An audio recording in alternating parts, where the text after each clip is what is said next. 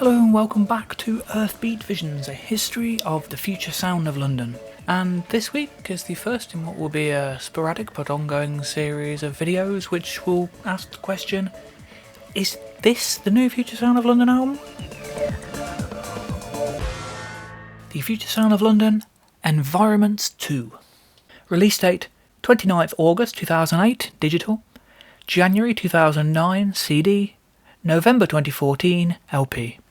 On the morning of 29th August 2008, I woke up, felt like utter shit, phoned in sick and went back to sleep.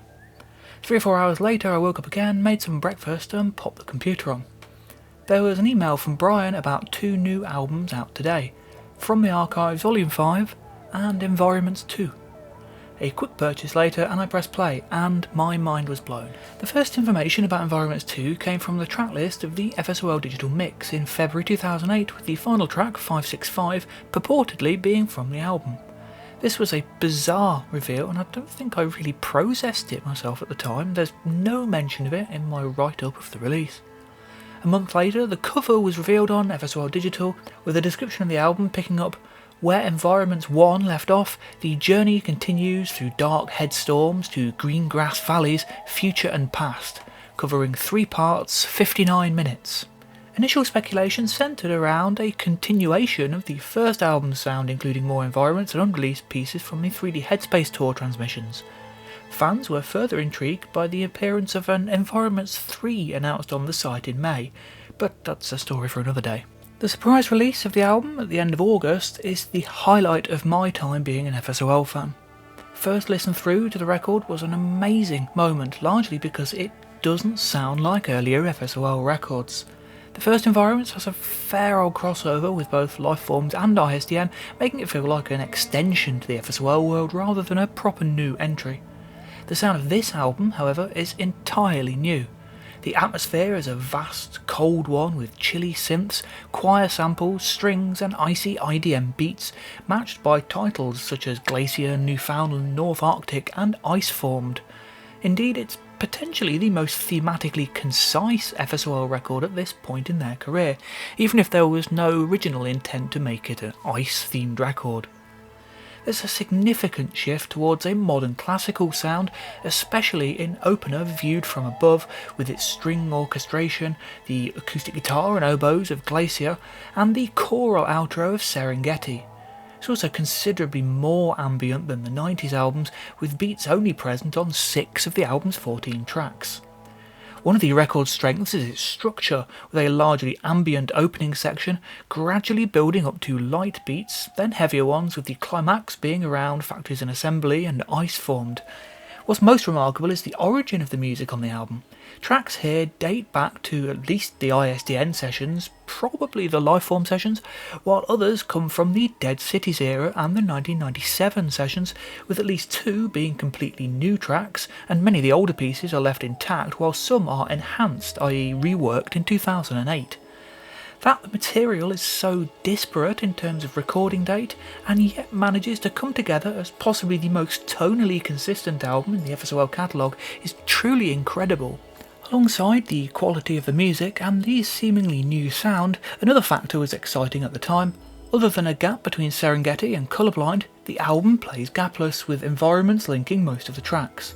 That one gap feels like it dated back to an earlier version of the album when it was still being advertised as containing 3 parts. It was originally intended to be structurally similar to the first Environments, with long suites containing separate pieces of music in there. Indeed, the first 3 tracks worked pretty well as a 16-minute ambient piece in its own right. As the lengthy sidelong track format of the first album proved somewhat divisive with fans, with many hoping for actual track IDs, this format was eventually dropped for the second volume of Environments and has never really returned. As for where the other gap would have been, I guess would be between Iceformed and Small Town, although it's quite likely that the 3-part structure was abandoned before the tracklist was finalised. It's kind of a shame the gap is present, as it stops this being the first gapless FSOL record of the 21st century. Nevertheless, it felt at the time that the slightly jumbled gappy era was finally on its way out. Although no definitive credits are offered, the album is listed as being created with help and inspiration from Max Richter, Daniel Pemberton, Chris Marjorie, Robert Fripp, Colin Bell and Will White. Richter's contributions are on Glacier, originally recorded for the Scrap Glass single, while Pemberton provides the string arrangement on Viewed From Above. Chris Marjorie is a flautist who has performed on Amorphous Records, suggesting his contributions may well be to Serengeti.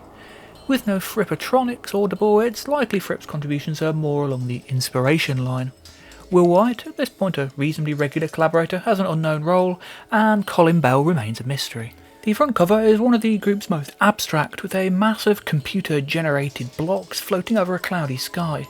The band name and title are unconventionally printed in standard Eurostyle rather than the expanded version, making it the first proper FSOL album without that on the cover since Accelerator. The rest of the art is in the usual font, although the back cover and the spine of the CD release list it as Environments 2 with the number 2, rather than the Roman numeral version as on the cover and on the vinyl spine. FSOL Digital and Bandcamp both list the Roman numerals, however, and it seems to have been adopted as the official title. As with the first volume, the CD release came along several months after the download and provided some surprising artwork. The booklet is filled with images of a city, likely in China, overlaid with digital polygons. While no FSOL album should be taken as a literal soundscape, the imagery does clash somewhat with the titles and tone of the music quite a lot. Mountain photography on the back cover of the booklet and under the tray fits the theme a little, while the hotel corridor on the back is odd. Page 7 of the booklet features the linked squares logo as seen on the first volume, and the disc art is very much the same, albeit simply colour inverted from Environments 1. The back cover largely features the same layout as the first 4 from the archive CDs, albeit with a much smaller Electronic Brain Violence logo. The FSOL Digital exploding head logo is also present. The archive tracks are intriguingly credited as being recorded at EBV Studios rather than Earthbeat Studios. The LP edition, released as part of a vinyl reissue series in 2014, features one of the booklet city photographs on the back with EBV and Herd Killing logos present. Credits are only listed on the labels themselves. As with other FSOL digital vinyl releases, there is no gatefold or artwork booklet. Text on the LP version is almost entirely in regular Eurostyle, and the cover has an overlaid wireframe graphic on top of the main image. The album's release posed a few questions within the fanbase, largely, is this the follow-up to Dead Cities? Consisting largely of 90s material, the album could be taken as simply part of the From the Archive series, and yet with the tracklist clearly selected to create a single, definable atmosphere and the presence of enhanced older tracks and even new recordings, it's very much a different beast to the archive releases. The original concept came about through the desire to simply create more ambient work like Globular and the first Environments, as opposed to the more heavy-going, rhythm-heavy from the archive series. Dead Cities itself casts a heavy shadow over the album, with at least half of the record's tracks being musically related to Dead Cities in one sense or another, and so in some ways it feels like it could have come along as an offshoot of Dead Cities. Really though, there's no easy category to put the album into, which is true of many FSOL digital releases. To my mind, regardless of when the tracks were recorded, Environments 2 is very much an album in its own right, not just a compilation, and as such is the closest thing to a Dead Cities follow-up that there is. It's also one of my favourite FSOL albums. In writing the text for this series, I reassessed Dead Cities and found myself enjoying it more than ever, meaning it's slightly harder to compare, but when I'm listening to it, at least, I'd say Environments 2 is my second favourite FSOL album behind Lifeforms. I listened to the record more than any other than the year following its release, and when I put it on now I could still picture myself walking along the canal to Leeds city centre after work, or walking to a friend's house, or falling asleep to the album in my bedroom at that time. Release trivia: the CD edition was significantly delayed due to the distribution company Pinnacle going bankrupt and severely messing up release schedules for a huge number of independent labels.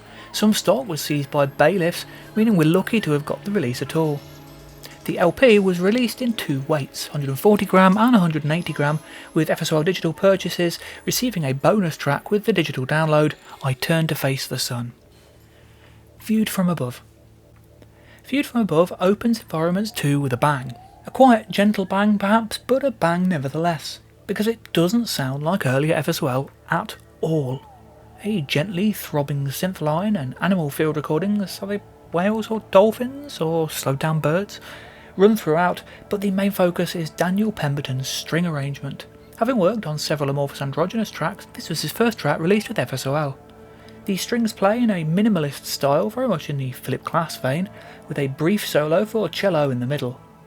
Alice in Ultraland closed with a couple of tracks in a vaguely modern classical style, and fans were left wondering whether this would be the new FSOL sound.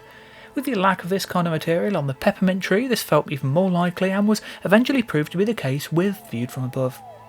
Atmospherically quite epic sounding, despite its short runtime, it introduces the new FSOL sound brilliantly with a beautiful, melancholic piece of music.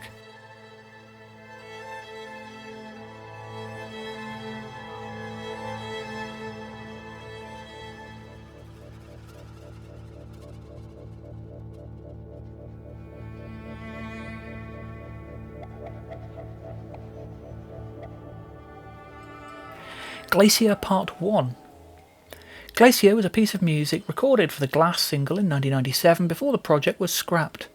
A work-in-progress version was sent to Max Richter, who remixed the piece before sending it back to FSOL, who then remixed his remix.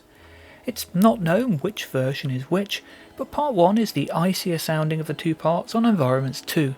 Gently metallic percussion, hi-hats, bells, tambourines play at a slow tempo throughout the piece, over which layers of synth pads, piano notes, squelching samples, string samples and flute improvisation are played. The flute could be played by Chris Marjorie, a flautist credited for contributions to the album.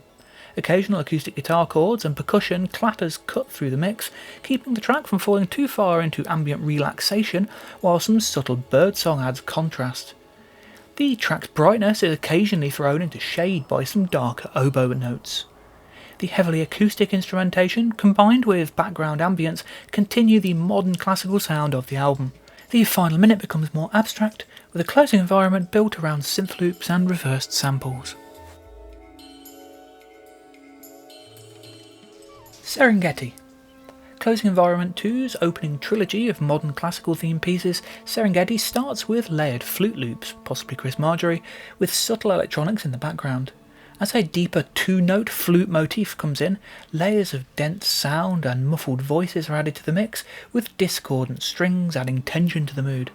Despite the track's title, the album's icy mood is present again here, especially in the second half, with Lisa Gerrard's haunting sampled vocals, with church bells chiming and strings droning. The track closes with an environment that shares many sounds with the outro to Her Face Forms in Summertime.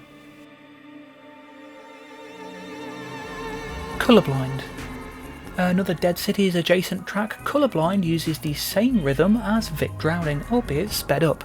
However, unlike the dark paranoia of that track, Colourblind is much brighter and more open in its mood, with layers of major key synth melodies.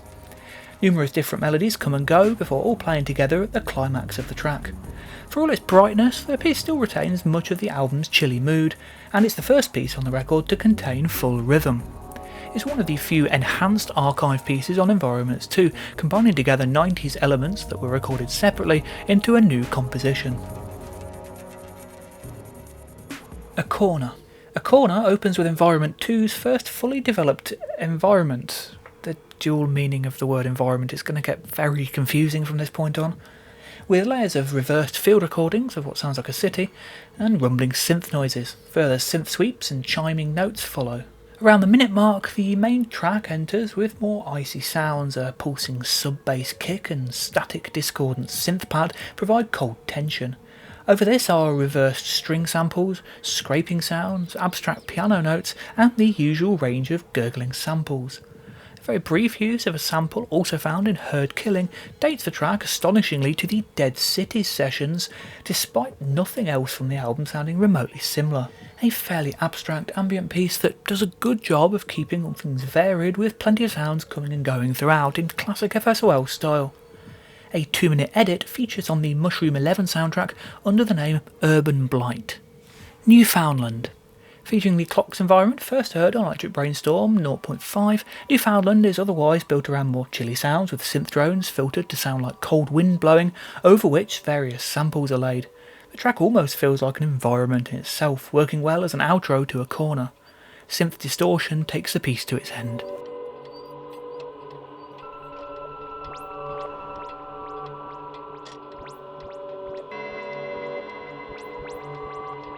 North Arctic. Beginning with the choral, wind-like synth from Newfoundland, North Arctic quickly introduces percussion with various acoustic drums fed through delay boxes. This is the point where Environments 2 begins to pick up pace after a largely sedate, ambient first half. Synth string chords add a sense of scale and keep the modern classical vibe present, while layers of synth arpeggios add density and interest. Just before 3 minutes, the track is cut off abruptly by layers of the descending distorted note first heard at the end of Her Face Forms in Summertime. This then leads into a bleeping electronic outro environment. A slightly edited version appears on the Mushroom 11 soundtrack as Macrobiotics.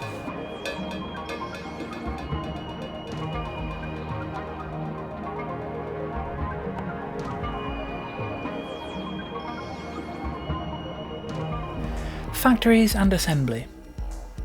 Factories and Assembly is a difficult track to place, with a rhythm track built around quite glitchy samples that would suggest dead cities, but without that album's complex beat programming.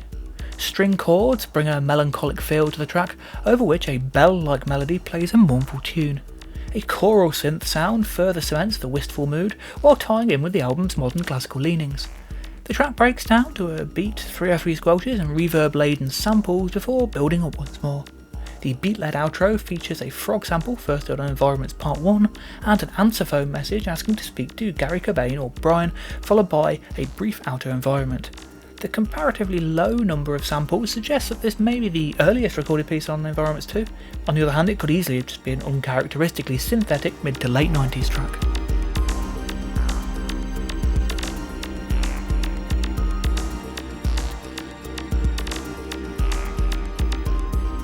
Ice Formed.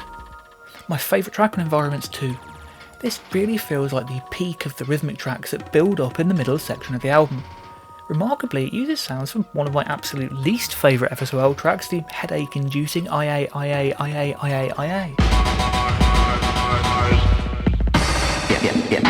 The acid squelches and drum samples thrown through delay boxes from that track run throughout Ice Formed, over which glassy synth melodies and string samples add a minor key, melancholic feel. Further drums are added in the form of a breakbeat believed to be from the 1997 sessions. It's quite possible this is a newly constructed track in 2008 from these disparate elements tied together with icy melodies to form the centrepiece of the album. If that's the case, it's a remarkable achievement in itself. It's also just as likely that this was pieced together in the 90s. The track closes with the inclusion of the Take a Sample There sample as used frequently on the Dead Cities tour, as well as a further environment frequently used in those shows.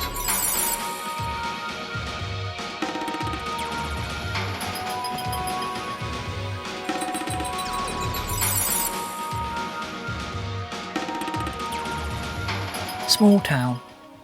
One of Environments 2's completely new tracks, Small Town is a brief, haunting ambient piece, utilising a vocal sample which is played as if a synth, building layers of surreal choral voices, behind which a 1996 tour environment playing in the first half, with birdsong and filtered samples coming along in the second half.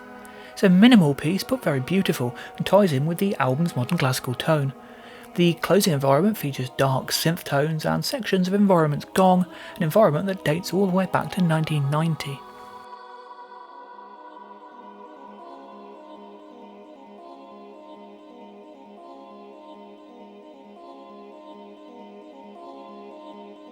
Nearly Home. With bright synth notes, string chords and chunky percussion, Nearly Home is the most 90s sounding track on Environments 2, though remarkably it dates to the ISDN sessions first being heard on the late 94 Kiss FM transmission. It's an uplifting, bouncy track, albeit somewhat minimal, despite having a few bizarre samples thrown in, and to me the weakest track on the album. Nevertheless, it ties in well with Bocca Manu as a pair of percussive pieces near the end of the record. The closing environment features analogue synth bubbles and elements of Dead Cities era environment's slow of motion.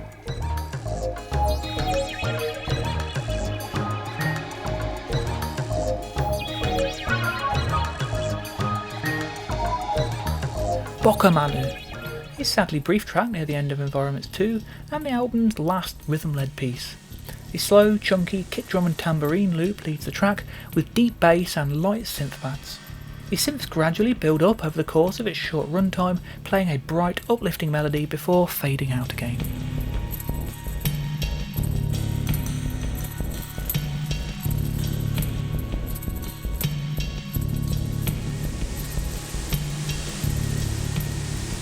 Journey to the Centre. Journey to the Centre opens with a dark environment, flapping bird wings, animal calls, harp notes, footsteps and subtle choral voices, all very sinister. The main track fades in with an orchestral string samples playing similarly eerie chords. Occasional drum hits feature until a huge discordant synth stab breaks the ambience, followed by loud percussive punches. It's a wonderfully jarring moment. The strings return, backed by vibraphone notes, before another synth stab moment. The Yage flute is used at various points in the track, sped up almost beyond recognition. This is the third known appearance of it after the unreleased Holy Ghost Inc. remix from 1992 and by any other name Yage track First Calling. Rich chords form a closing environment. Remarkably, this lush, orchestrated piece dates to the ISDN sessions being played on the 1994 New York transmission. Glacier Part 2. Or is it Glacier? I never know. As with Part 1, Glacier began life as part of the scrapped Glass single worked on by the band and Max Richter. This second version is much warmer sounding than the first part, with beautiful guitar improvisation, melodic backing synth pads and birdsong field recordings alongside the chimes and flutes of the earlier version. One of the most genuinely relaxing pieces of music I've ever heard. I recall noticing how completely content and mindful I've always felt whenever listened to it on headphones back in 2008 and 9. It finishes off Environments 2 perfectly as a beautiful album closer, which is probably a first for FSOL. It was first heard on the 1997 Mixing It transmission.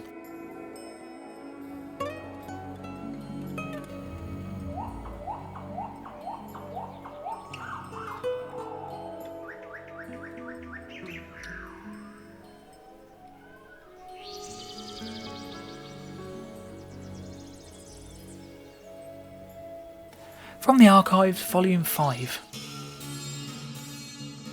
Release date 29th August 2008, download January 2009, CD.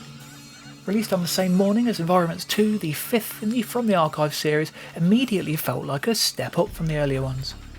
Not only was it exciting to get material from the 1997 transmissions, Glacier on Environments 2 and the first 4 tracks here, but the album's continued move towards something resembling a typical FSOL release ticked a lot of boxes too. The 1997 sessions have become kind of legendary within the FSOL fanbase, with material from the Mixing It, John Peel and Fun radio shows regularly discussed.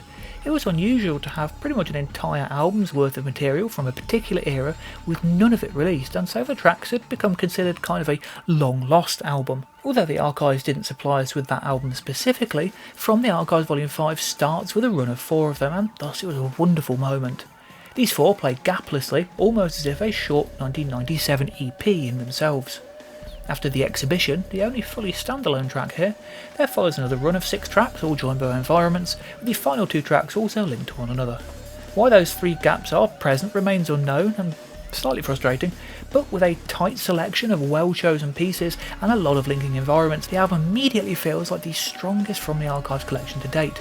Indeed, there are no pieces on it which feel like sketches, unlike the first 4 volumes, and the heavy emphasis on the 96 and 97 material gives the album a particularly consistent tone.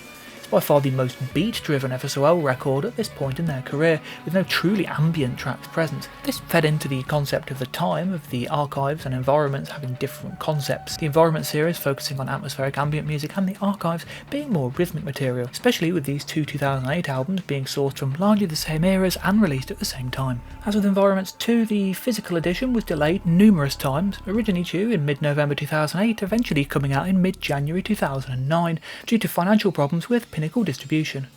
The text on the CD edition and later digital editions differs from the original digital by swapping the band name to Mixed Case, unlike the other From the Archives albums, and bizarrely capitalising the in the title.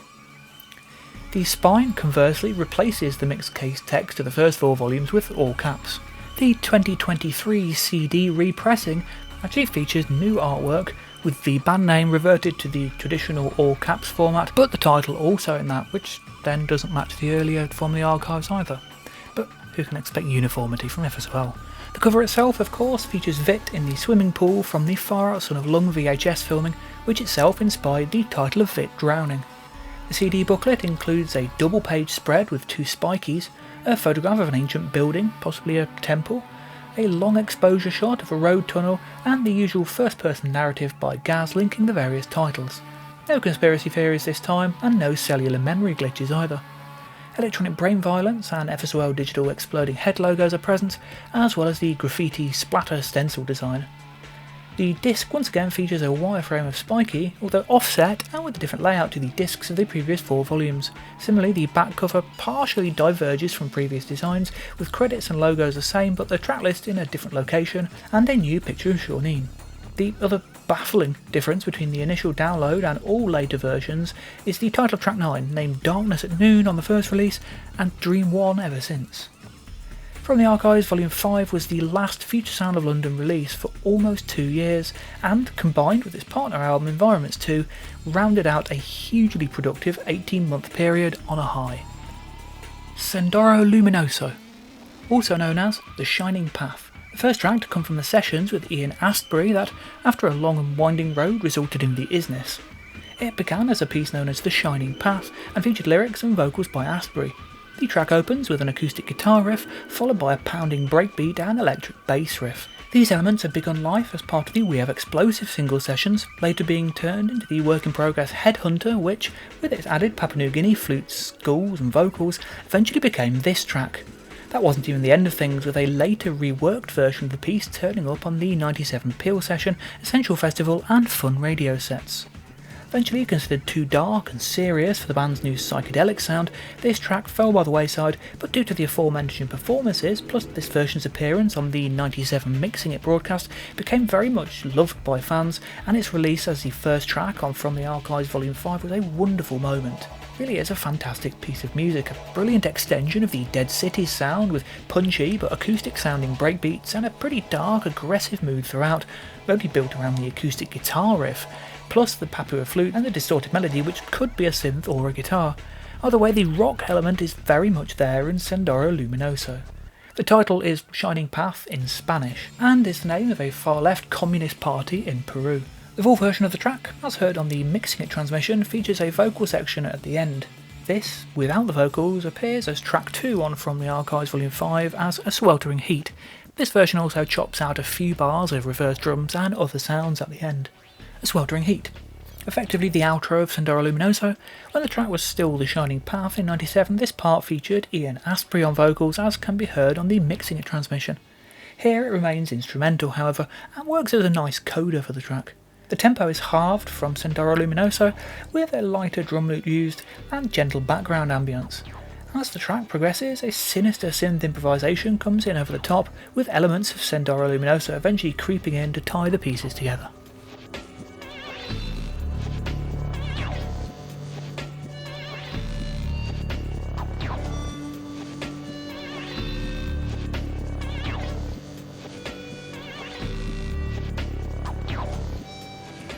Exploded Funk. First heard closing the 1997 Mixing It transmission, Exploded Funk dates the We Have Explosive single sessions and finds the group experimenting, unsurprisingly, with funk. Effectively herd killing overlaid with slap bass and bright synth stabs, the track is part of Brian and Gaz's early attempts at incorporating brighter, less rigidly electronic sounds into the FSOL soup, like one of the pieces inspired in part by Oil's Sleight of Hand.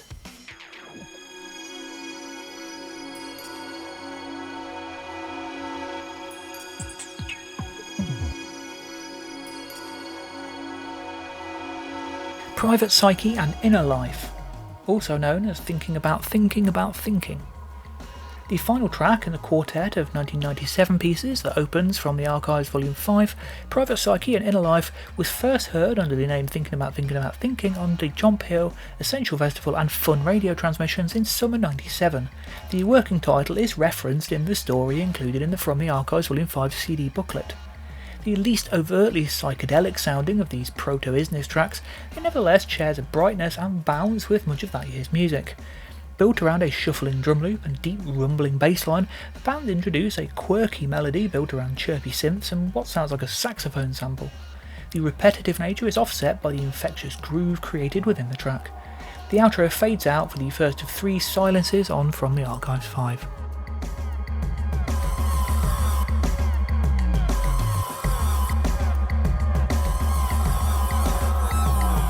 The Exhibition. This quirky track sounds very little like any other piece in the FSOL catalogue, What's most remarkable is its origins as part of the Dead Cities sessions, first heard on the album's ISDN tour. Sampling bits of 60s experimental electronic music, the piece is somewhat lo-fi by nature and features a jaunty, catchy melody. The simplistic beat, simply a kick and snare, adds a playful bounce to the piece, and the twinkling synth samples further this innocent vibe. Despite its minor key nature, it's a remarkably fun, uplifting track.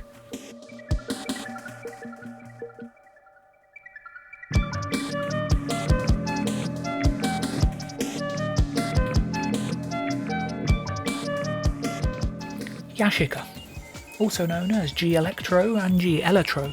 For many years known by its working title G-Electro and its spelling mistake G-Electro, due to a live version being released on ISDN show, Yashica, named after a Japanese camera company, was a 96-97 tour favourite, appearing on numerous transmissions and first heard on the 4th FM broadcast. One of the darker, more aggressive tracks from the Dead Cities sessions, it's a drum and bass adjacent piece with fast clattering breakbeats, a scuzzy distorted bass line and a squeaking synth melody. As with most Dead Cities material, the samplers were pushed to their limits with intricate drum programming, leaving space for few decorative samples. The background of the track features the same choral vocal sample as heard on the outro Environment to Glass, as well as on We Have Explosive Part 4, tying it in with the Dead Cities family. Tiff Fetal. Likely to be another Dead Cities leftover, Tiff Fetal remarkably uses the same drum loop as 1990's Dope module and its sister track Headkick. The rest of the track remains new, however, with clicking samples thrown around the stereo field and a distorted synth melody taking the lead. Gentle ambient chords play in the background, occasionally given more focus, but the general feel is loud and raw, continuing the vibe of the previous tracks on From the Archives Volume 5.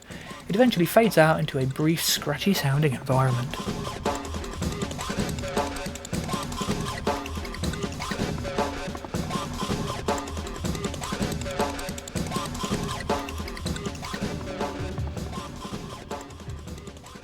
Distant Memories. The sort of track one could easily imagine fitting on either Lifeforms or Dead Cities. It is then, of course, from the ISDN sessions. First heard on the late 94 Kiss FM transmission, this wistful melodic piece was left off ISDN for obvious reasons, and is the sort of track that makes the From the Archives releases so worthwhile. A gentle beat built from numerous texturally diverse loops leads the track, with a beautiful piano melody breaking through from time to time. Between the piano, flutes take the lead, layered to provide rich textures. Acoustic guitar occasionally joins the piano, and a brief cut around the 3-minute mark brings in chopped up beats and classic FSOL style vocal samples. A hidden classic. Field recordings are added over the end of the track, including a goat and some 3D Headspace tour sounds over the enclosing environment, which then morphs into the environment that links Herd Killing and Dead Cities, leading into the next track.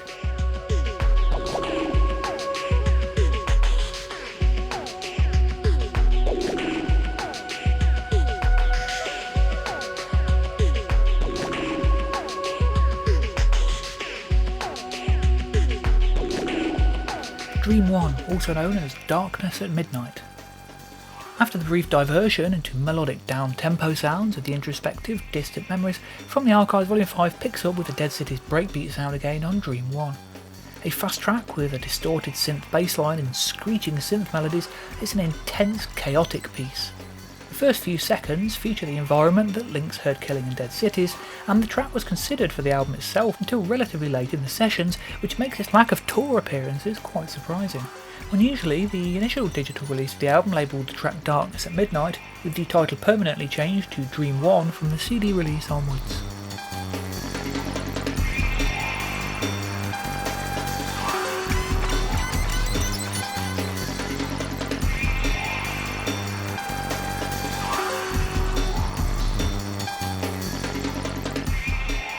Vacuum. Little more than a brief environment, Vacuum is a beautiful moment that acts as a breather from all the intense percussion around it on From the Archives 5. The New Age-esque synths and layers of water, vocal and flute samples suggest it might have been recorded during the Lifeform sessions. I'd love to hear a much longer version of it.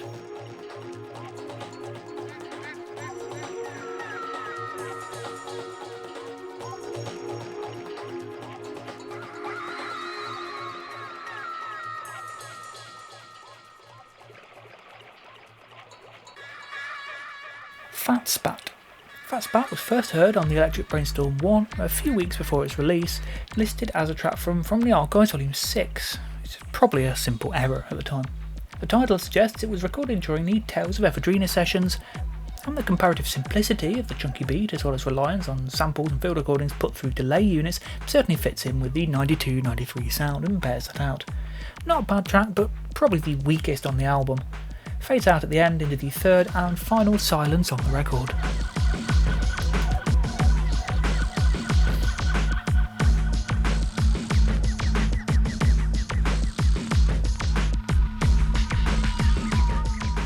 Tokyo Travel. The oldest track on From the Archives Volume 5, and the longest, Tokyo Travel was recorded in 1992, as first heard on the second Kiss FM test transmission. At that point it was known as Dead Skin Cells, and apparently eventually evolved into that very same Lifeforms track, although the two are totally unrecognisable from each other. There's more than a little similarity with the Age mix of Brian Ferry's I Put a Spell on You, which would likely have been recorded around the same time. The two share some synth sounds and samples, and an overall dark, epic feel. As with many tracks from the time, samples are largely more decorative rather than the focus, with bird samples, as heard elsewhere on Liquid Insects, and the usual wordless vocal samples. The rest of the track is synth-based, with pulsing melodies and bass lines, and a mid-tempo techno drum machine beat. Quite possibly a contender for Tales of Ephedrina, the track of course remained unreleased until 2008. An alternate take of Is This Real is used as a closing environment.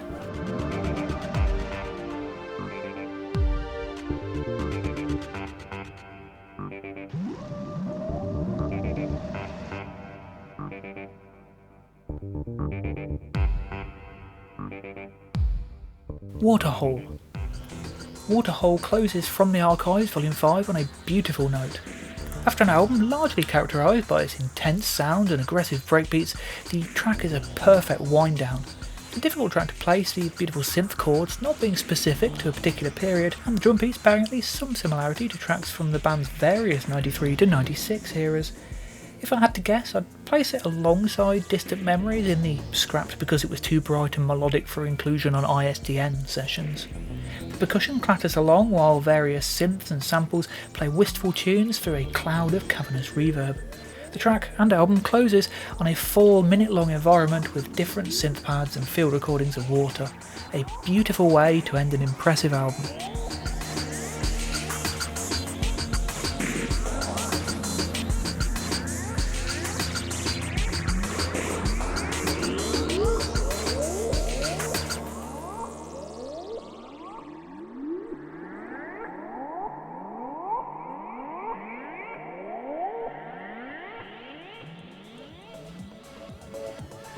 And that's it for this week. I do hope you enjoyed this video. Do feel free to leave me a comment down below. I'd love to hear your thoughts on these two records. Were you there at the time? Were you surprised by the change of direction on Environments 2? Do you love our album as much as I do? There are also like, subscribe, share buttons down there you might also like to press. As you know, all interaction really helps the channel. And I'll be back very soon, this time next week, with a strong change of pace as we look at the first CD release of the monstrous psychedelic bubble exploding in your mind series, Cosmic Space Music. I do hope you'll join me for that.